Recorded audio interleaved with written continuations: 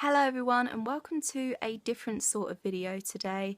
I'm going to be talking to you about Harry Potter and the Cursed Child. A lot of you guys might know that I have seen this play performed here in London, and I just want to say before I say anything that this written down script really does not do that play any justice at all. So therefore from that you might have guessed that I really much enjoyed seeing it performed than I did reading it.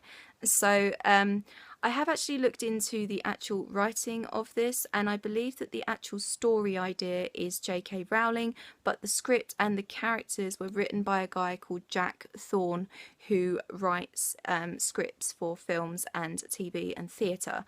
So therefore I feel like that might have been why some of the characterizations felt a little bit off, because they weren't actually written by J.K. Rowling, they were written by somebody else. So yeah, I mean that definitely came through for me. I just want to say that this isn't going to be a full review, because I prefer to do reviews written down, because then I can go into more detail, I have more time to think and things like that. So I don't really know what this is going to be. It might be a sort of like book chat / discussion type thing, but I'm just going to tell you guys what I enjoyed about it and what I didn't, just so you kind of get a better view on my stance on this book / play. So what can I say that I really enjoyed about it? One thing I really enjoyed about it was the character of Scorpius Malfoy. I absolutely adored him. I mean, I always tend to gravitate towards nerdy, awkward characters anyway, but Scorpius definitely was everything that I wanted him to be. He doesn't really have a lot of obvious Malfoy in him, which I really enjoyed, and I would actually really like to see how he gets on into adulthood, if his relationship improves or develops at all with his father. I would love to see more Scorpius in some form, please. So yeah, he's definitely one of the main things I really loved about it.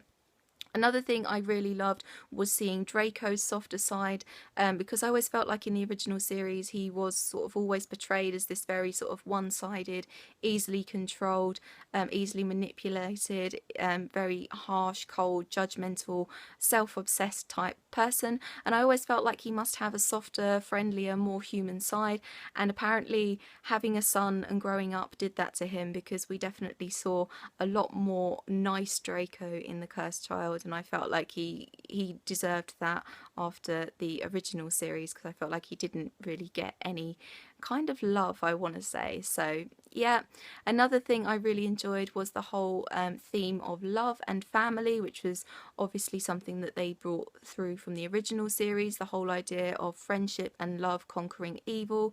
I never had any doubts that they wouldn't put this in there anyway, but I'm really glad that they've sort of kept the overarching message of the original series in this as well, because it's obviously a universal eternal theme that they couldn't really leave out, so I'm glad that they didn't change that too much.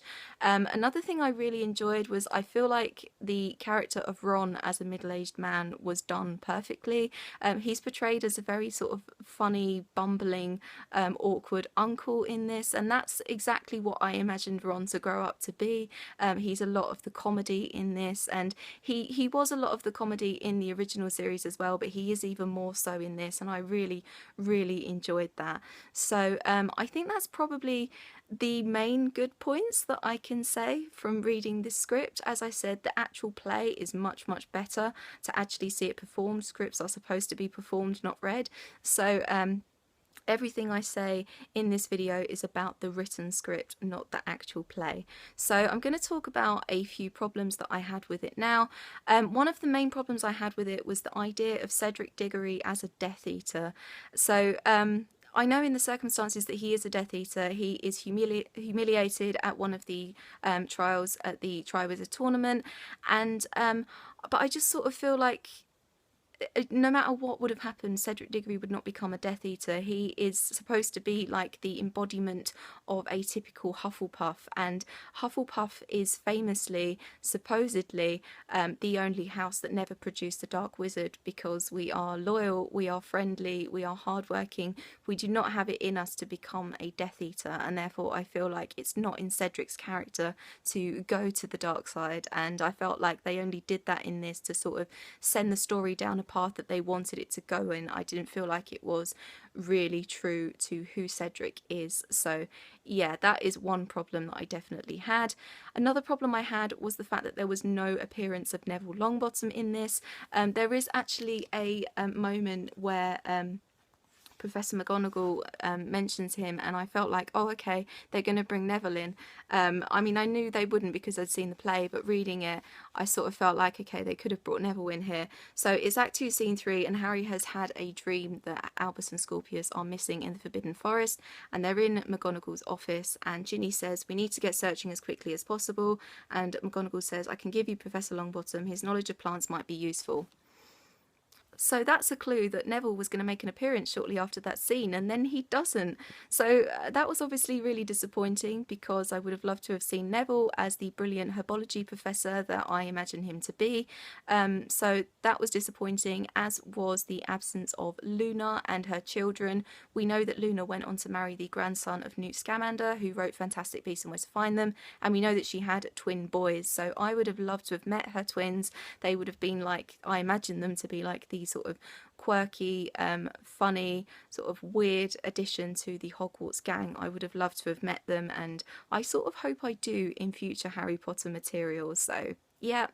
Another problem I had was it felt like they were trying to cram as many professors into it as possible. Like, there's a scene with Umbridge, there's a scene with Snape, there's a couple of scenes with Dumbledore, scenes with Hagrid in it, and I just felt like they weren't really needed. It felt like they were trying to cram as much nostalgia into this as possible, which I did really enjoy, but it just sort of felt like it didn't really add anything real to the actual story. So I felt like, you know, they were trying to cram as much in, and it wasn't really that effective. It didn't bring anything new, I felt. So yeah. Another mention that I really, well, non-mention that I missed was the mention of Lupin and Tonks and Sirius and Hedwig and Dobby and Fred Weasley. None of them were mentioned, and yet there was this focus on Cedric Diggory and bringing Cedric back to life, and yet they weren't even mentioned any of the friends that they lost in the Wizarding Wars and the Battle of Hogwarts. So I sort of feel like, you know, that they should have been given some sort of love and recognition for their efforts. It would have been nice to still see them being mentioned all those years later, certainly as Teddy is supposed to be Harry's godson, so there was still that family link there that they could have brought in, and yeah, it was a shame that they didn't, I felt. So yeah, so I really missed them, and I felt that they could have at least been mentioned. Obviously they couldn't bring them in as characters, but they could have had memory scenes with them. They could have at least mentioned them and given them some recognition.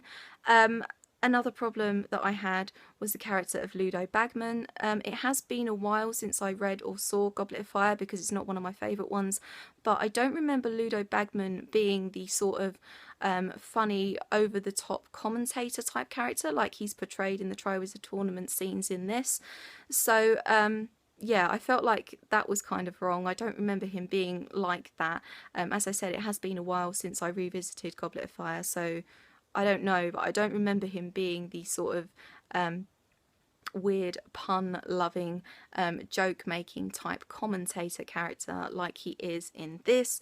There were a couple of scenes in this that did work much better on stage. Certainly all of the duel scenes. There's a duel between Harry and Draco in Harry and Ginny's kitchen. There's a duel obviously at the end between Harry and Delphi. There is a scene in the maze with Albus, Scorpius and Delphi. That worked a whole lot better on stage, because I sort of felt like I was reading it. Like, if I didn't have the play in my head, I wasn't entirely sure how I would have been seeing it and imagining it in my head. I might have got a little bit confused and lost my way a little bit. There is also another scene where there is no speech. It's Act 2, Scene 12, and it's just Albus and Scorpius going up and down the staircases at Hogwarts. So I'll read it out to you. Albus walks up a staircase, looking around as he does. He doesn't see anything. He exits. The staircase is moving, almost a dance. Scorpius enters behind him. He thinks he's seen Albus. He realises he isn't there. He slumps down to the floor as the staircase sweeps around. Madame Hooch enters and walks up the staircase. At the top she gestures for Scorpius to move. He does and slopes off, his abject loneliness clear. Albus enters and walks up one staircase. Scorpius enters and walks up another. The staircases meet, the two boys look at each other, lost and hopeful all at once. And then Albus looks away and the moment is broken, and with it possibly the friendship. And now the staircases part. The two look at each other, one full of guilt, the other full of pain, both full of unhappiness. Now, I just feel like reading that, you get a little bit confused about where people are at certain times. But I remember that scene, seeing it on the stage, and it was actually quite powerful. Like, you got a lot of the emotion but going on between them. So a lot of this is specifically for theatre. Obviously, this whole book is specifically for theatre, but a lot of the scenes do work a lot better when you can actually see them. They're a lot less confusing. There's a lot more emotion and excitement behind them.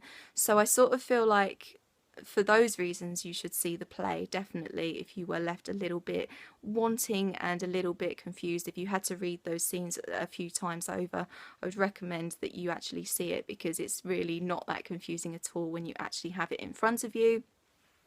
Also, I would say for the Dementors and the nightmare scenes that Harry has, because Harry keeps having nightmares about Voldemort, and obviously those sorts of dreams that he has in the original series start to come back to him, and they worked a lot better in the theatre because obviously they create the whole sort of dark, dangerous atmosphere, and I felt like I didn't really get that from reading the script. So for those reasons, I would say definitely go and see the play, because the script really doesn't do it any justice at all. And I think that's pretty much all I have to say about this book. So I have very mixed feelings on it, because I just feel like I should enjoy it, because I really enjoyed the actual theatre performance. So yeah, I was left a little bit disappointed, and I do understand why a lot of people had a lot of problems and a lot of issues, and why people felt quite angry and upset about it. I do sort of feel like in hindsight maybe we should have just had another 8th book, another 8th novel. I mean, I know that they've done the theatre performance for something a little bit different, but obviously the actual theatre performance will only be available to a very small amount of people who have the means to get to London and see it. So I do feel like maybe we should have just had an 8th book. I feel like everyone would have been a lot happier. They could have gone into a lot more detail. They could have brought in a lot of the characters that I certainly missed. They would have had a lot more room to do more. So yeah, so I think that's pretty much all I can say about this book. It's going to go back on my shelf. I don't know if I'll ever revisit it at all. I may do in the future.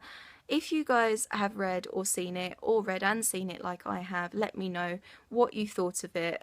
If you can do like a proper comparison between the book and the play, like I've sort of tried to do in this video, then obviously let me know your thoughts. I would be really interested. I will leave all my social media down below as normal, and I will see you very soon for another video. Bye bye.